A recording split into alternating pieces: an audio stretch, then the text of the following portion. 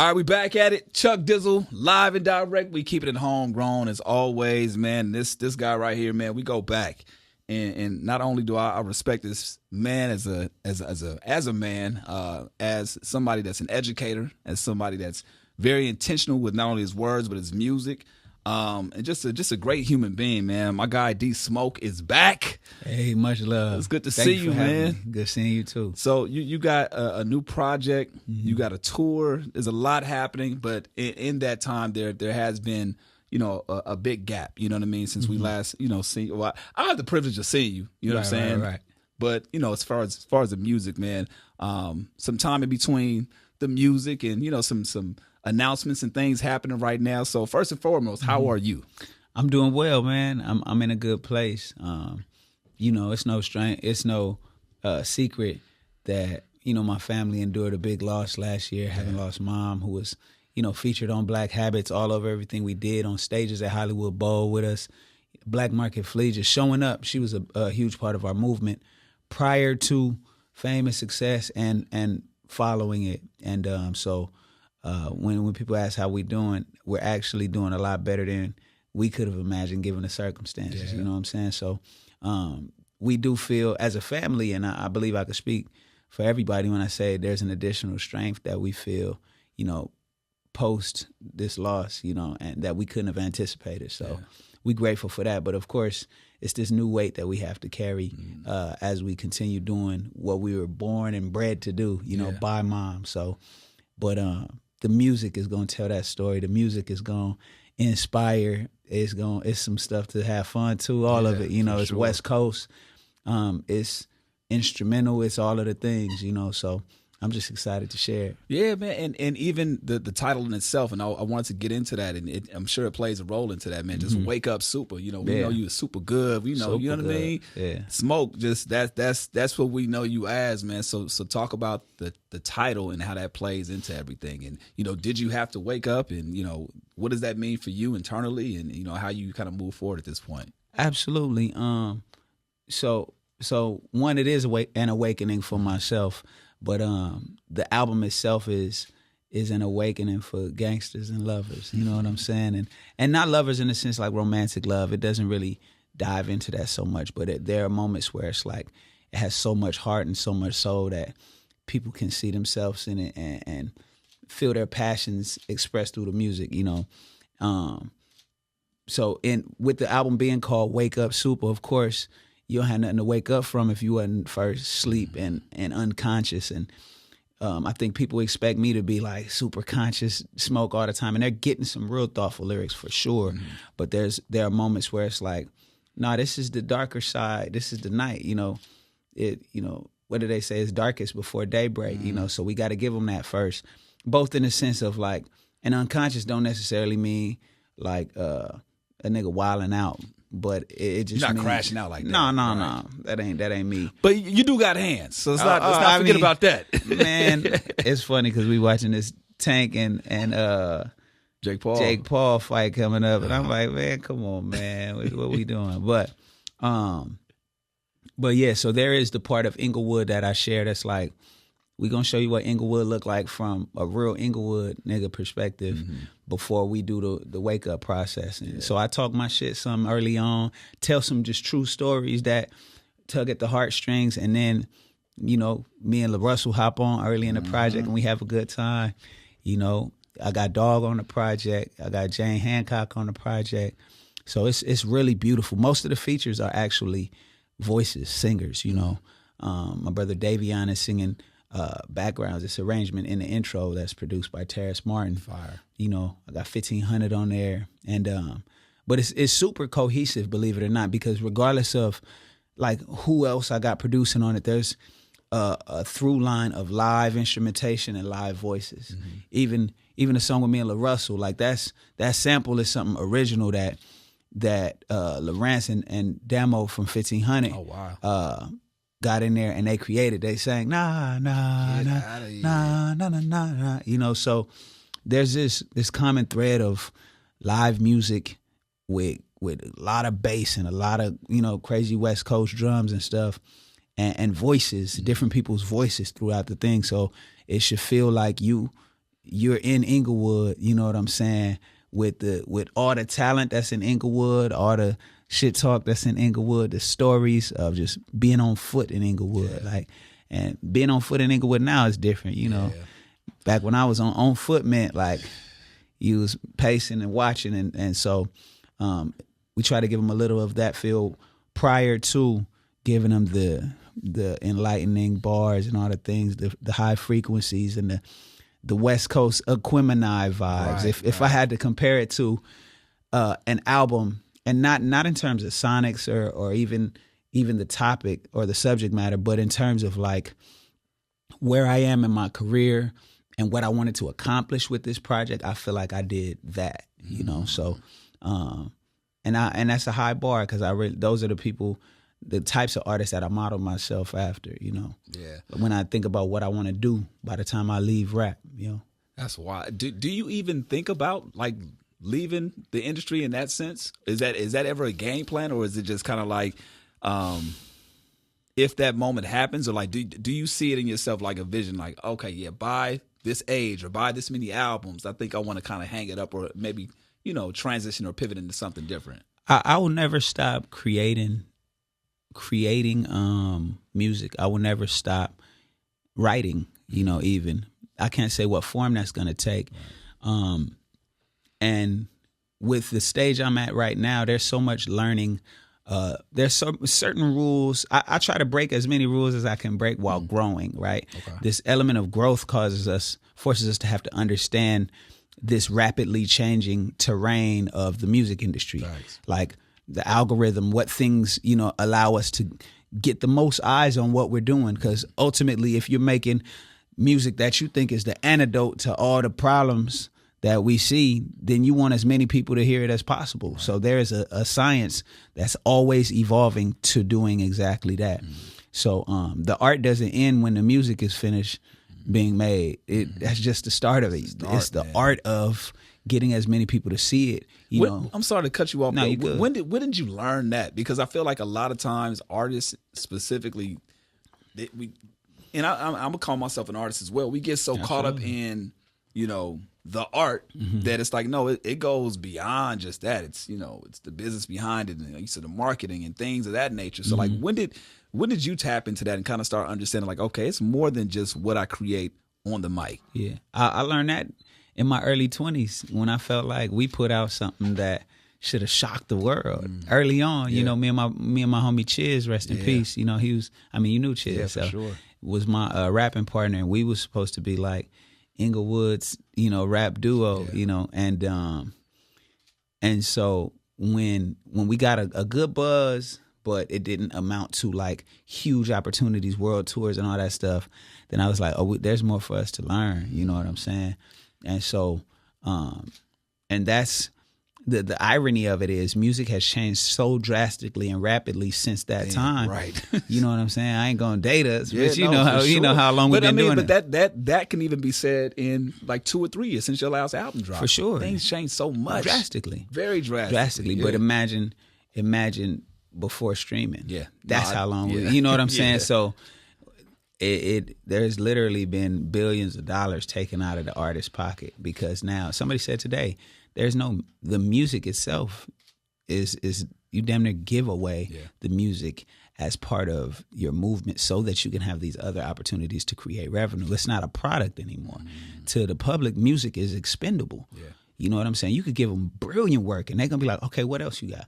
What you mean, what else? Like, God, bro, read the credits, bro. You know what I'm saying? Like, and it's unfortunate because this need to meet that rapid demand causes people to lessen the quality of, you know, now we just get into basic economics. Yeah. You know, if the demand is high, you got to meet that with supply. And in order to do that, we see that happen with so many brands. You build up this brand by having a high quality, then somebody buys it out and they want to scale it. But in doing so, you lessen the quality of it. And so it's a lot of just trash music that people are putting out. But the irony of it is the musicians don't know the science of hustling, and the hustlers don't know the science of music. So we got a grip of hustlers in music. Yeah. But the beautiful thing is when you get somebody that's both. And so I'm not knocking a lot of the artists, like it's artists that look at music very differently from me that are both, you know, and I respect it. I mean, you got one on the project, man. Well, you got multiple, but one I can think of off top is LaRussell, somebody For that sure. you know is kind of just taking things in his own hand and creating his own infrastructure. And he's giving you the quality in addition to the quantity. Absolutely. You know what I'm saying? So there is a world Absolutely. where both can happen. What are some things that you learned from his format and his formula, seeing him work and you guys getting together and kind of like linking up? I mean, LaRussell is an inspirational dude. You know what I'm saying? Like, he's living, breathing authenticity, you know? So it's like, he's very different from me, you know? And so part of artistry is choosing the model that best fits who you are. You know what I'm saying? We can get high volume LaRussell, you know what I'm saying? Because it's entertainment and he'll surprise you and just be, you know, be conscious, thoughtful, and do all these things and speak to things that are happening in the world, whether it's what's going on in Gaza, whether it's just telling you his story from a heart standpoint. But then he knows how to make it fun and stuff, you know. So he strikes that balance very well. And what I did observe from him is that he'll go in the studio and he'll make a song. He'll damn near do a warm-up song. And the warm-up song will be like, I'm in here in the studio with D Smoke and about to go on beast mode. Yeah. You know what I'm saying? And it's like he's narrating where he is and what he's doing in that moment. And then he'll do a whole nother song. Like, he'll go in and do 5 songs. You know, he'll do another one where it's like, this is what I've been dealing with. Go through, boom, boom, boom. Then he'll do another one where it's like for a party, you know? And so, but it's the rate at which he's able to create. And I think he's spoken to putting an expiration date on how long he wants to be doing music. And I don't want to misquote it, so I won't say when he said that was, but I remember when him saying like, I want to do this until X, Y, and Z point and then transition.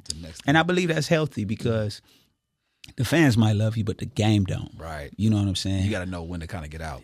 You got to know when to take care of yourself. You know what I'm saying? Facts. And so, but I still got so much to learn, you know, as it relates to the business, as it relates to investment, so that the ultimate goal is to invest enough to where when I make music, it's exactly what I want to put out, and it's for the people who want it the most. Like, we got to get back to making people pay for it because then they appreciate it more, you know. But you got to earn that exclusivity. Yeah. You know, Kendrick didn't start off just dropping whenever he want. Right. You know what I'm saying? I remember him hitting a freestyle over a Lil Wayne beat on the balcony of somewhere. You know what I'm saying? Because it looked like wherever he was, it looked like it was my classroom. I was like, wait a minute. Why that look like?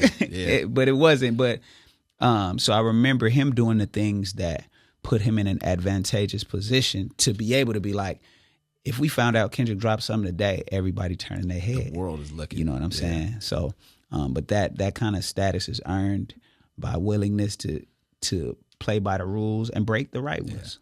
I give you credit for that because a lot of times when you hear that, when I say that, I mean like when you get into this business, a lot of people get turned off by the fact that, things aren't working my way. Like you said early on, when you and Chiz were doing, you know, we're making your impact and your mark. You know, the world may not have caught up with it, but you know, the fan base, the home team, we rocked with it, right? And a lot of people get turned off when it doesn't go that way. What was it about yourself that says, you know what, now I'm gonna learn this, I'm gonna figure it out, versus having like more of a negative approach to it, of like, this ain't really for me then. You know, let me kind of just take the next route. Or a lot of people become the victim at that point. You know what I mean? And it really, I've seen it hurt a lot of careers because they just don't know how to internalize that and use it for their best moment for them. So for you, how did you take that and say, you know what, let me figure this out and work this to my favor and use this for my career versus, let me just take a step back, or this ain't working out the right way for me. Man, I got to credit the people that I had surrounding me, to keep it a buck. Like, we took turns being the encourager. You know, it was times where I was like, man, this is burnt. Or not even, I ain't quit, but I heard it's stuff people said, like somebody said, if you gonna quit for a day. Ooh. And get back to it. Get back to it. Give it up. Let it go all the, like, mentally, physically, spiritually, let go of the weight of the whole pursuit. And nigga, play video games. That's powerful. But get back to it. Yeah. You know what I'm saying? And however good you are at relieving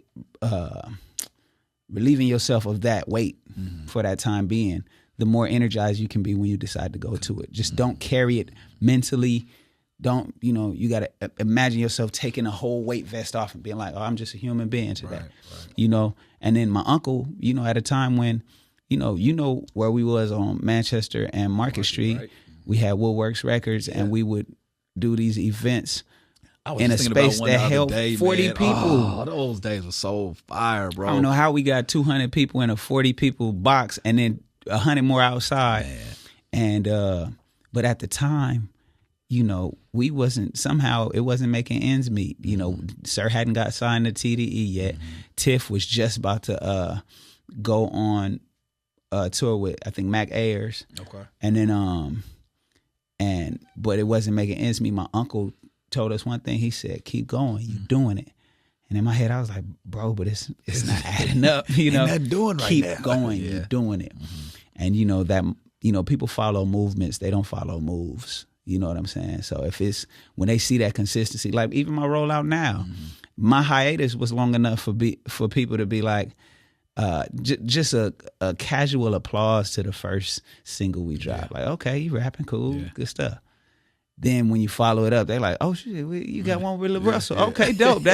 I love this collaboration. Cool. Then we drop Frequency with Lucky Daye. They're like, wait, hold on. He's curating something. Yeah. Then we come and freestyle, on Just Incredible, and they like, okay, what's up?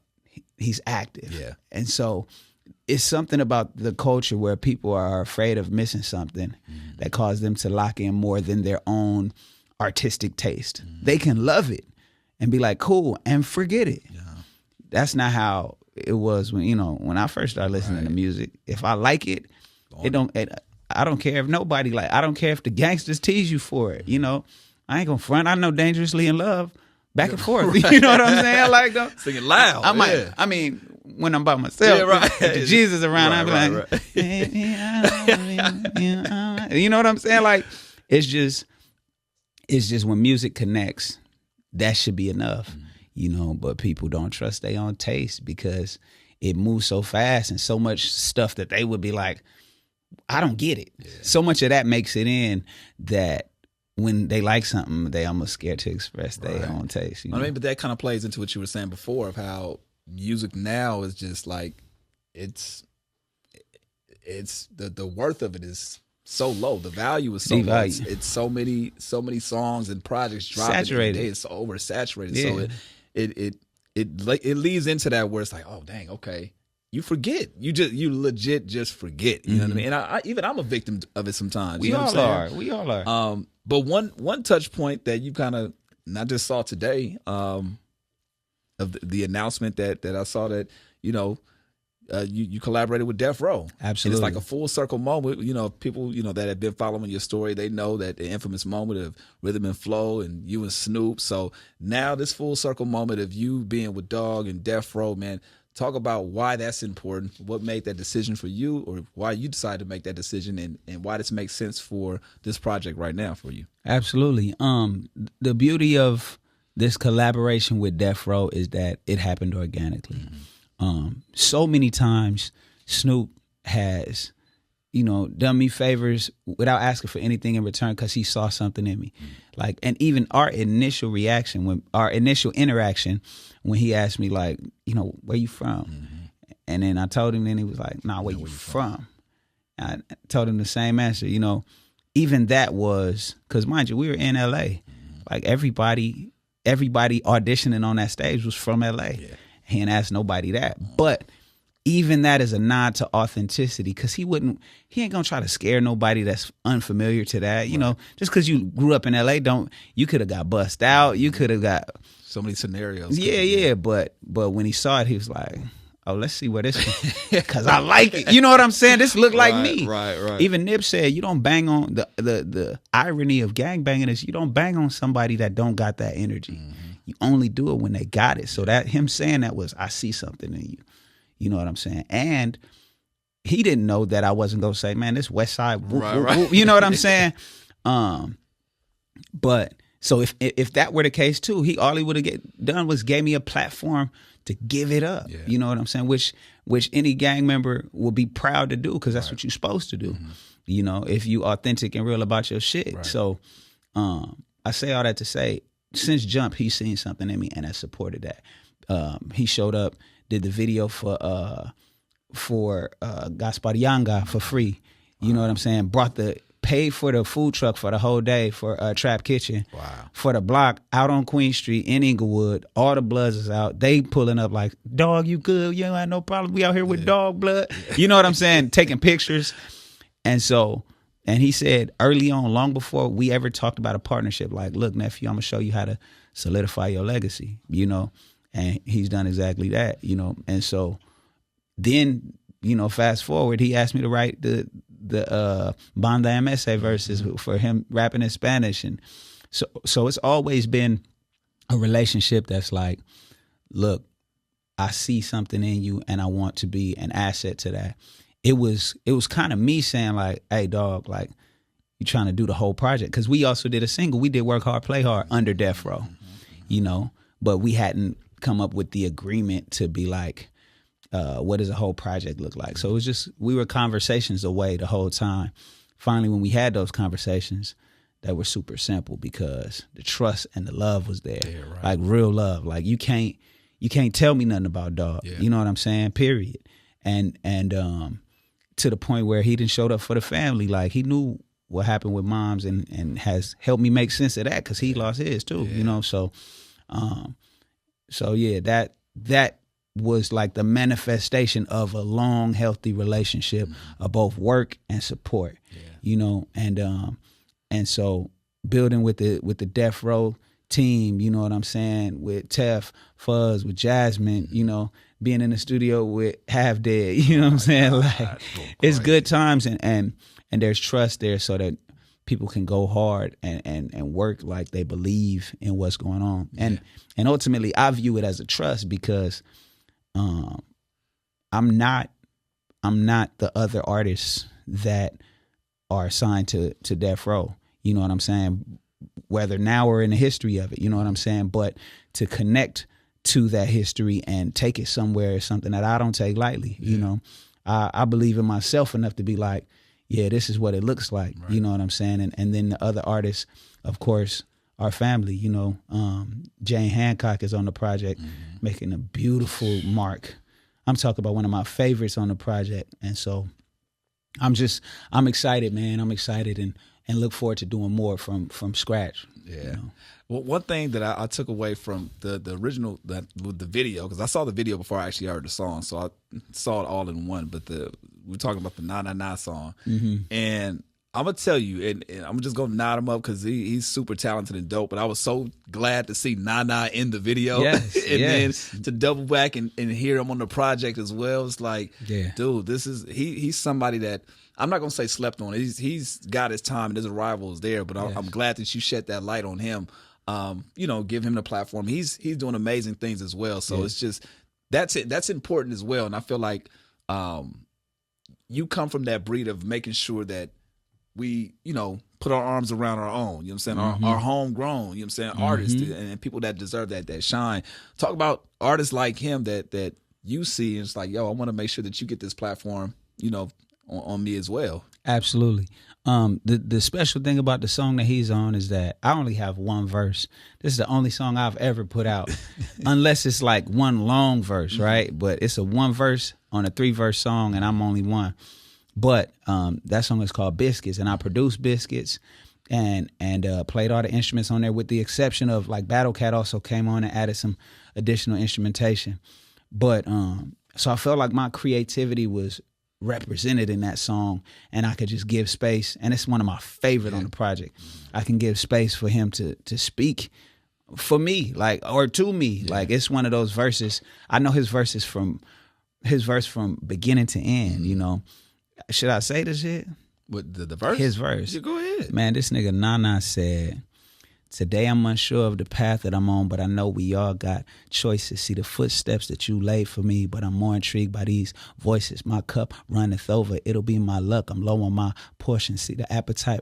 I see the apple fall from your tree. A life I might gravitate to these forces. Give me ears to hear and eyes to see. Look, I need your divine binoculars, but temptations all on my heels won't stop me. I feel bondage trying to lock me up. I might pop me a nigga, man. I'm boxing the devil and I'm ducking and dodging these officers. All the while enemies trying to mop you up. I need the same strength that you gave Joshua. Some of these hoes desperate for attention. Look, I could probably name about 2 of them.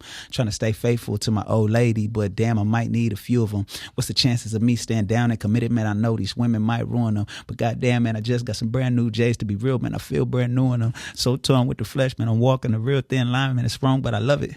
One look at my life and I know that it's angels around me. I know that I'm covered. Though I stumbled and fall, pick me right back up, man. I promise I'm not like the others. Protect me from me and allow me to be in this crazy world and not of it. You know, and that's how the song goes out. And that's NaNa. Those are not my words, you know what I'm saying? Man. But he blessed the song, you know, damn near with a prayer, you know, and so I you know how I started off. When you met me, I wasn't even rapping. Right. I was bringing Tiff in and Dave in and Sir and Chiz, like, these are our artists. Yeah. I'm the CEO of Woodworks Records, you know. And so I've always taken pride in giving people platforms who should have them, you know, making people famous who don't necessarily want fame but want to touch people in positive ways and reach people and inspire people. You know what I'm saying? So I take pride in that, especially on a song where I did the beat and I'm like, I'm just laid back. You know what I'm saying? I got that off. Yeah. Come on, you know, so.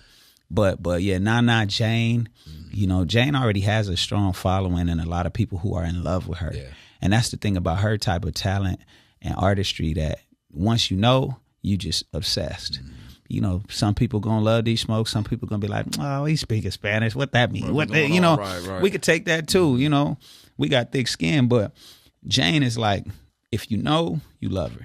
You know, and I want more people to be aware of her, and I'm glad that she blessed the project. You know, so and then everybody else, you know, they about to be household names. You know, so I'm just excited to have that body of work. Now, one thing I respect a lot about you, bro. But I think, and I said it earlier, man, your intentions with your words and the messaging and the visuals, you've always crafted such beautiful pieces. I forgot the other day, I want to say it was yesterday, the day before, randomly, and it's not random, but I happened to be on Facebook and it was showing us a 9-year anniversary of, I forgot what visual it was, but I had shared it on Facebook and it just literally popped up. It was the one with, oh my God, I can't. Mine? Huh? Mine? It was one of yours. Was it Fighter? I believe it so. Could only be Fighter, really. I believe so. Yeah, because it was. Is it a 9-year anniversary? What is that? Well, it was 9 years since. Because it was a new video at the time. Well, Fighter can't really be 9 years. Nah, I'm gonna tell you what it is. It was. My point is that you're very intentional with the messaging and the visuals and what you're putting out there. Gotcha. At this point, is the goal to continue to elevate these stories and for people to see it? Like, what motivates you at this point? Because I say that to say you were doing this at a time where you wanted, you know, more people to see and hear your artistry and all that, right? You have that, right? So now is it to elevate that even more? Are there more stories to be told? Like, what's motivating you at this point to kind of continue to, you know, really drive the point home for D Smoke? Man, it's a combination of a couple things. One, you know, Jay-Z was like, niggas want my old shit, buy my old albums, right? I'm not trying to make these albums again. I definitely I make these first 3 intentionally to be the root of everything that comes out later. And the reason I say that is, as creators, we should have a certain amount of creative freedom to express ourselves and every facet of ourselves, you know. And the difficulty, and not that I'm trying to go Kanye by any means, you know what I'm saying, but the difficulty of being understood as, oh yeah, conscious rapper, is that people feel like you can't express the parts of yourself like where it's a sense of humor or where it's lighthearted. Right. It's like, and nigga, I it's smile positive. too. You know what I'm saying? I have a good time. Right. So, and if you look, if for the people that really listen to the projects, that's there all the time. You know, each project got moments where it's like, oh, okay, so he's not just a school teacher, you know. So yes, I want to continue, you know, being a version of myself that I love and am proud of, and presenting that in my art. But I also want to be able to have fun and show facets of myself that people might not expect. You know what I'm saying? Like, if we look over the course of Pharrell's Pharrell's career, you got Happy, you got these moments that are very much like that, but then you also got Shake It and Watch It. Right. You know what I'm saying? So it's like, we get that people are multifaceted, and we can give them music that they could play in, you know, different environments and circumstances. Yeah. For you, how difficult was it to make Jackie's Triumph? Oof. Jackie's Triumph happened when I was when she was still with us. You know, so this is us pulling for her, you know. Ooh. And so it's I played Jackie's Triumph for my mom. Mm-hmm. You know, I seen her shed a tear too, the fact that she's hearing her son narrate what we're going through and how much hope we had that she would get better, and she got better before things got worse. Mm-hmm. You know, and it was a tough thing. But it was harder to watch her suffer than it was to mourn her loss.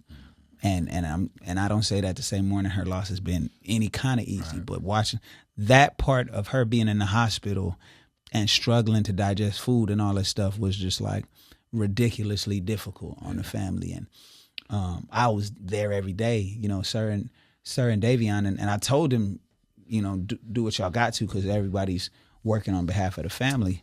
Sir and Davion were on tour together, you know, so I'm talking to them every day about what's the situation, even until I was like, bro, it's looking not great, you know. So yeah, it was probably the hardest. It was the hardest thing niggas done ever went through. I couldn't even believe we made a year since it happened. Right. It's like what blurry days have gone by, you know what I'm saying? So yeah, that was super difficult. Even more difficult than Jackie's Triumph was Good Morning, which is like the acceptance record, you know, and giving her a voice from beyond this side. You know what I'm saying? Like, what would she say to me? Right. You know, because I know one of her last days, mom's was like, she hadn't spoke all day. She's in the you know, ICU, you know, and intensive care unit, and we watching her and plugged up to all this stuff, and she damn near not looking like herself, and she was in and out of it. She might have whispered stuff in her sleep, and then she woke up at one point and looked at us and looked around and was like, why y'all looking all sad? And we was like, man. And so we laughed while crying, you know what I'm saying? Because it's like, dang, that is Jackie. If she can't fight physically, she's still like, what? I'm good. Right. You know, and the ironic beauty of losing somebody as good as her is, one, you have to be grateful that you were close to somebody that beautiful, that close. Right. Like, not everybody's close to anybody that great. Facts. I can't believe it. Yeah. You know what I'm saying? And everybody got potential, but that much realized potential, where the year before she passed, she finished a book, 2 books, a script, you know what I'm saying, and was touring with us and all this stuff.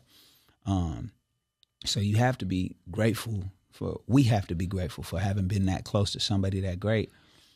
And I forgot the second part of what I was going to say, but you know, mom's was the real deal. Yeah. You know what I'm saying? And the part of it that is difficult is like, how do we make sense of the person who dedicated their life to ministering, you know, getting in a car crash on the way to church on Easter? Right. Like, what's that? Is this the resurrection? Like, what we do?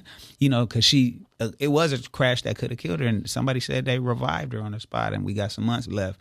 But okay, we wanted her till she was 100. She was only Right. 60. We lost 40 years, you know. So, but again, what we do know is what she will have us to do as her sons. You know, mom was fierce, so ain't no stop. Yeah. You know, and if there are moments where when we do what we do now, we feel even a higher level of like confidence and strength when I step on stage. I performed the day I got the news that she passed. Right.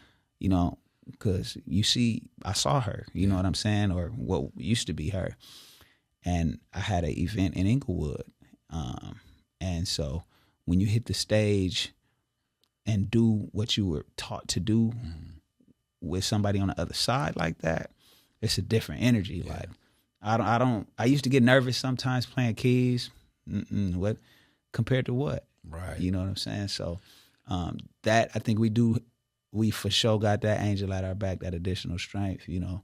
But writing those songs was like interesting. And then the last song is her favorite song. You know what I'm saying? BJ the Chicago Kid, you know, she wanted it on the last album. That was actually probably the oldest song we had. Really? You know, and she was like, why you even put this out? Damn. And she would listen to it all the time, man. And so yeah. There was one part in particular where you were talking about, you know, being in the hospital and you know, fighting tears, but still having to take pictures with the nurses. Yep. You know, just imagining that. Not even fighting tears. Yeah. I'm talking about just fresh wiping them. They own your shirt. The Yeah. shirt is two-tone. Right, You know what I'm saying? right. Because the tears is there. You know what I'm saying? Like, and yeah, that was a reality. Like, and I even gave a nod to Kanye. Like, you know, I feel like I'm living in that song called Roses from that Kanye album where they opened up with Heard Him Say. You know, I'm used to hearing that my homies got shot.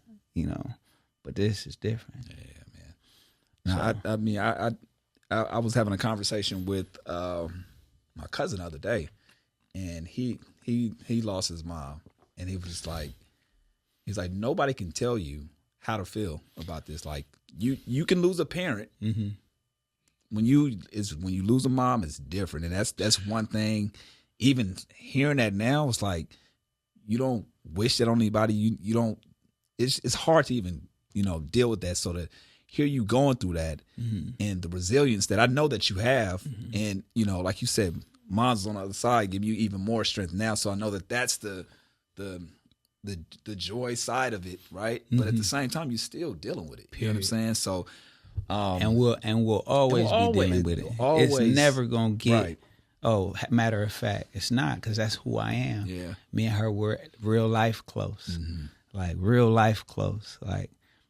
Like our dynamic changed. Most 9 times out of 10, after I was 10 years old, our dynamic wasn't normally mother and son. Right. My goal was to be responsible enough to where the type of conversation that I have with adults was one of respect. Like, you don't ain't really much you could tell me, 'cause my homework done. I could show you this report card. My clothes is folded, ironed, and organized, color coded. I was just like, I don't like being told what to do because I got ideas. I got these ideas. And as long as my shit ain't together, y'all gonna be telling me what I'm. Right. It's done. So the type of game, and I used to teach that to my students. I got mad game I could give you. I could even connect you with somebody who could give you a job, but that's reserved for people that got it together. Got it together, dog. So I learned that early. My auntie Stella was like diligence, discipline, you know, responsibility. Yeah. These key words. Yeah. The book 7 Habits of Highly Effective People recommended that when I was 10. Wow. You know what I'm saying? So it's like, I say that to say our dynamic, but with me and her was like friends hella early, to where I knew what the challenges of her and my pops were long before they ever got divorced, remarried, divorced again, remarried again, and I think divorced again and remarried again. Like, it was like, what are y'all doing? To the point where I was like, y'all just be friends, guys. Yeah. You know, you don't need to do, just leave it at that. But I knew about that stuff because, again, we were friends. So it's just, it's something that we are carrying at all times. Yeah. You feel me? The one thing that I do, I mean, multiple things that I see from that, but at that moment, it's like, and I always ask people, like, is there anything that you feel like you can't display on the mic? You know what I'm saying? And getting over something like that and being able to internalize that and just put it out, it's like at that point, it's like, what else I can talk about? I can shed light on any situation at this point. It's another, not a like superpower that I feel like you have. And on top of that, for anybody that's going through it, you know what I mean? I feel like this album is, for anybody that's dealing with grief, it's a good listen to be like, okay, I'm not alone. Period. You know what I mean? And if that anything else, if for the listeners that, just need that encouragement, you know what I mean? They're getting that. Yeah. And that's what I hear. You know what I'm saying? On top of a lot of other things. Yeah, man, I'm just always I'm super grateful for our friendship. Yes, sir. I'm super grateful to be able to experience somebody like you. I think one of my buddy Clarence, he heard you on the podcast years ago, and to this day, you're like one of his favorite artists. And he always talks. He's like, man, like that D-Smoke interview. Like, you need to get more people on like that. Like, he's always ragging a lot of the people that I have on. Sometimes he's like, man, he's just. I loved his thought process. I love the way he articulated himself. I love what he has going on, and I'm just grateful to be able to experience somebody like you, man. Like I think we don't get a chance to say it enough because life things just happen or whatever day to day. But it's just like, yo, I'm super grateful to be able to be in your presence, be able to have been supporting from a long time ago. You know what I'm saying? Like you talking about earlier, being on Market Street. You know what I'm saying? Yes. Around the same time, Yes. and just seeing where everything is going. And pulling up. And I remember you pulling up. You seen us perform when there wasn't many people showing up. You know what I'm saying? Yeah. I remember that. And I remember the invitation to come and, share platforms. You had Homegrown, and it grew before Woodworks did. You know what I'm saying? And so it's just dope to be able to applaud your homies as their dreams come true. So the feeling is mutual, and I respect you as a man, a husband, and a father. And so these conversations are easily had from my standpoint. You know what I'm saying? So salute. Yeah, absolutely, man. Is there anything that you want the people to know that either we haven't discussed, or just the tour? The tour. We go on tour in October. Man, our first date is in Vancouver. So October 28th to November 24th, we're on tour. We're hitting 18 cities around the States, and tickets are on sale now. Get those before they sell out. Yeah. Shout out to the people that are already purchasing tickets. For sure. You know what I'm saying? And, I got a season of Mayor of Kingstown that I shot this year. Wow, so while I'm locking in the album, we finished the whole, another season. I think I'm in like 7 or so episodes of that show. And, Is there a balance that's necessary for you, or is it natural for you to kind of go from one lane to the other with the acting and music? Like for you specifically, I mean, I know you've done this music thing for a while, so I'm just saying, like, is it easy for you to kind of turn one on and turn one off, or how do you deal with both? I love acting as a departure from. It's like a whole different set of muscles being exercised, They aren't necessarily unrelated. They overlap for sure, because if you think of some of the greatest moments we witness from these artists, they take on a whole nother character. Like if you think of some of the Eminem videos, and where he went from like kind of crazy Eminem and all the animated stuff to like, to the storytelling moments where it's real dark and personal, or Kendrick, his performance on the awards where he's in chains and in the blues and all that stuff, and it's like, these are moments where they like damn near summon a whole nother element, And so I think acting lends to higher artistry in that, and not that you have to escape yourself, but just like take on a whole persona that best illustrates how you are when you feel that way. But the beauty of acting is that I can for sure take that thinking cap off that says, what do I want to say? It's more so, okay, what they're telling me what this person wants to say. I'm like, okay, well, let me write their backstory and fill in the gaps. Because writing the backstory is the real art of bringing life to a character. Because once you write a thorough backstory and know it inside and out, then what they say is informed by so much more than what you think the director wants. You don't want to be in your head. You want to be in that character. So you're saying that they give you a character, they give you the script, and you're saying you take that and give the backstory to the character, so you can then portray that and add to it. So what did that character eat this morning? What who did they call on the phone? And it's so much. You can write anything that they didn't write, and of course it's in line with what they say the character description is, but a description is not enough information for you to sit in the chair and feel like that's who I am. Ooh. If you don't sit there and feel like it's not Smoke right now, it's Raphael, you know what I'm saying, then you haven't done your work, and it's work. Then one of my favorite activities in preparing for a role is internal monologue. Like, everybody when they're talking, you can only express a fraction of what's going on in your mind. So we sit and we comb through, like, how do I phrase that? What do I say? We got limited time. So everybody's doing that at all times. What is the internal monologue of that character? Because you'll see that on their face. So you're not just memorizing your lines, you're memorizing all your options. And in the moment, that character is fighting through. That character should look like they're figuring out what they're saying, what they're about to say as they say it, even though you know your lines. Mm-hmm. And a perfect tool for that is knowing, like, what else do they think before they say that? You know what I'm saying? So it's just a powerful exercise.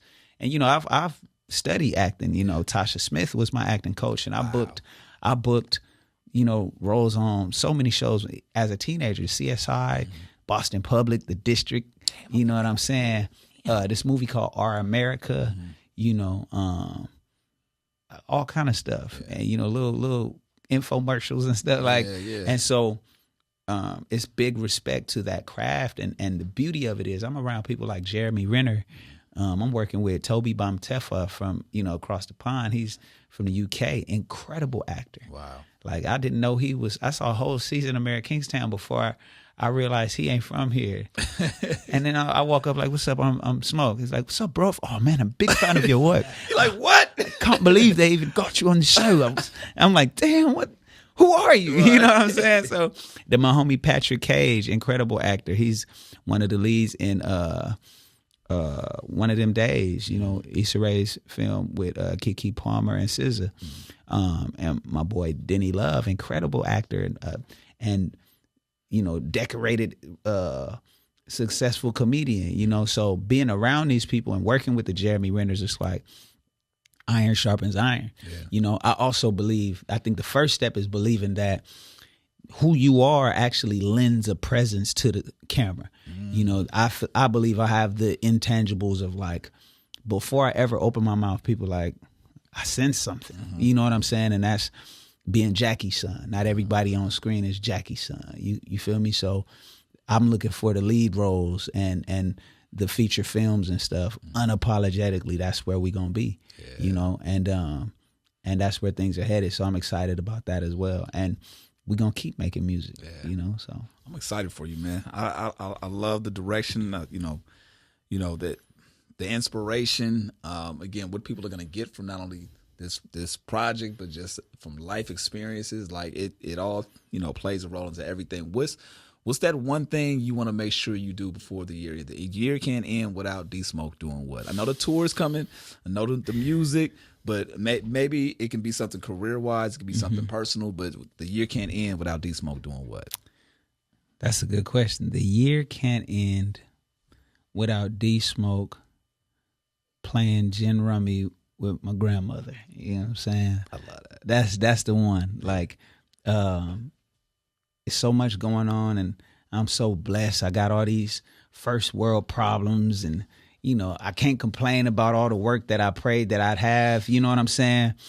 But it's like I'd be most proud that I can do all that while still taking time to sit with somebody who don't have nothing to give me but love. Yeah. You know what I'm saying? So 40 years up. Let's say 7 times. 7 different times of playing gin rummy with Bam Bama. That's what we call her. We call her Bam Bama. Somebody that's, and you can either talk to yourself or somebody that is currently in the position that you were in before things took off for you, right? What would you say to them? Because a lot of times people just they want to keep on pushing on, but life keep beating at them. Yeah. You know what I'm saying? Situations keep happening. The opportunities don't necessarily lend themselves to individuals. Everything just happens not to be working out the right way. What advice could you offer them, you know, to be super good in their lives? Man, be consistent. For me, and I can't tell you what that means, unfortunately. They got to determine do what consistently. That's for you to define, you know. But for me, that was every week I'm dropping an episode of Run the Subtitles. Fucking love that too, by the way. You know what I'm saying? Me rapping in English and Spanish with the subtitles. The first week, Jill Scott shares it. I get 300 followers out of nowhere, and I'm like, what happened? Yeah. I'm looking back, and then at the bottom of all these new followers, I see Jill Scott shared the stuff and commented. Then Tyrese shares it. Then, you know, then I'm like, okay, we going. So my plan was to do 104 episodes consecutively, and I'm shooting them, some of them by myself, most of them with my nephew, Ricardo, who has been on 2 tours with me since, because he just has a talent for seeing the voids and feeling them in the movement, you know, and he's a dope rapper. He just went on Sway with me and he rapped, so be on the lookout for Ricardo. Yeah. But he's my protege, and he filmed some of these with me, and but sometimes it was me filming it by myself on a tripod, taking it, uploading the footage, editing it, and having it ready to put out. And as I'm editing it, I got to write another one so that I could keep the cycle going. That did so much for me in that, one, I was just getting better at doing it. Like the pace, like as a professional, you do it all the time. You can't expect to develop that momentum once you get on and your body and all your nerves and your mind be used to that pace and that demand. No, you got to already be in that degree of motion by the time those type of opportunities come. So that's what changed my life and turned me into, I became the D Smoke that people saw in Rhythm and Flow before they called me. And it was that consistency that did it, you know. And you know, me and my team, we say extend the runway. Don't look up until a long period of time of consistency. My plan was not to look up for 104 week. 152 weeks times 2, 104 weeks, where each one, episode 104. If Rhythm and Flow didn't call me and basically require me to stop, I already had another 5 in the bank. That's great. You know what I'm saying? I got to episode 17 when I got a call that changed my life. And there are artists who never got that call, but the same formula worked for them. And Toby Nwigwe, shout out to my brother. I follow his model. He was doing Get Twisted Sundays. Every Sunday he was dropping a verse. And his brand, what distinguished him and his brand was that he's sitting with his wife on the floor while she's on the couch doing his hair while he's spitting a monster verse. Then we look at LaRussell. How often does he drop? How often does he'll drop? Then he'll drop a tweet that he's an insightful tweet. You know, then he'll drop an announcement, and he might do 3 a day. Yeah. But it's a program that that these artists learn how to travel light. I could fit my Canon 7D and my laptop in the same backpack, and I could hold my tripod under my arm. I got a machine ready to go. And this is after investing twice in heavy film sets and all that stuff. The more people it requires, and I engineer myself too, so really I could put it out by myself. And that's the main thing. Learn what you got to learn. You know what I'm saying? So it's super dope to have done all the jobs that the people around you now do, because you know how to have those conversations with them, and ain't nobody tugging you around, you know? So, but be consistent. If I had to narrow it all down, is be consistent and believe in yourself. No, I love that. And that's very important too, that last piece, believe it in yourself. But you hear consistency, but you don't hear it laid out like that. So I love that you broke it down in that sense, because people hear it. You know, that's you're not saying anything that's somebody else hasn't said, but the fact that you laid it out like that, that's literally a blueprint. A blueprint to get on. And it works. It works. And there are things you got to learn, of course. You know what I'm saying? You got to learn, you know, the game of hashtags and search engine optimization and these little things. But we got AI. It's all here, what can you do to give yourself the best chance of being heard? What are some marketing and tips that help give you more visibility utilizing social networking to build your branding platform. I had to call around, you know what I'm saying? And so different time. Yeah, man. I love it, man. I love you, man. I love you too, bro. I want to continue to see you succeed, and just happy to be here as a fly on the wall, witnessing it and having some kind of role in it, and seeing your trajectory and just seeing everything that's to come, man. So Appreciate you. Super good, super wake up. Wait, what's the name of that? Wake Up Supa. Wake Up Supa. Yes, My sir. bad. And the tour. One more time. The name of the tour? The Wake Up Supa tour. There it is, man. Yes, sir. How can they grab those tickets? They can grab those tickets on dsmokemusic.com. Okay. /tour. There it is, man. I appreciate you, man. D Smoke, one of the homegrown homies, Yes, one of the sir. original homegrown homies, man. Chuck Dizzle, live and direct. We'll catch y'all next time. Yes, sir.